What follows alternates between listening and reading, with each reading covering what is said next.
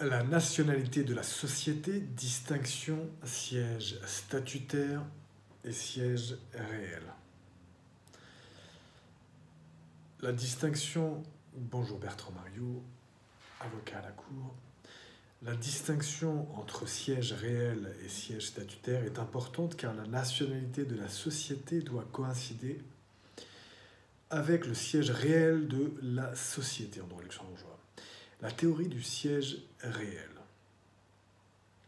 Comme en France ou en Belgique, le Luxembourg admet et suit généralement la théorie du siège réel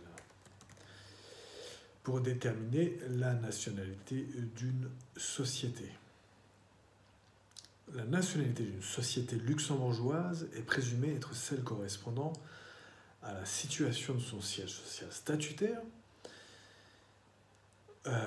Il faut se rendre à la paragraphe 3 de l'article 100-2 de la loi du 10 août 1915 sur les sociétés commerciales à cet égard. Et que dit cet article 100-2, le paragraphe 3, son paragraphe 3 ? Ouvrez les guillemets, le domicile de toute société commerciale est situé au siège de l'administration centrale de la société. L'administration centrale d'une société est présumée, jusqu'à preuve du contraire, coïncider avec le lieu du siège statutaire de la société. Fin de la citation du paragraphe 3 de l'article 100-2 de la loi du 10 août 1915 sur les sociétés commerciales telles que modifiées. Il est possible de remettre en question cette nationalité si l'on prouve que l'administration centrale de la société ne correspond pas avec le siège social statutaire et que la société est en fait dirigée dans un pays autre que celui du siège statutaire. Sauf preuve contraire, une société dont le siège social statutaire est situé au Luxembourg,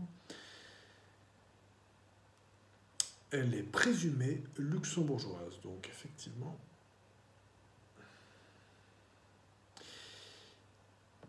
c'est toujours la même chose, c'est toujours le paragraphe 3 de l'article 100-2 qui est intéressant à cet égard. Donc l'article 100-2, le paragraphe 3, dispose,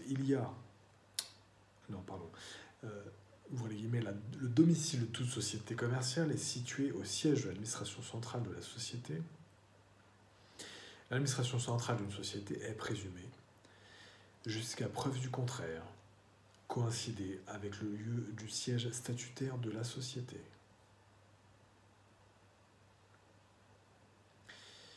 Voilà pour le paragraphe 3 de l'article 100-2 de la loi du 10 août 1915 sur les sociétés commerciales. Fin.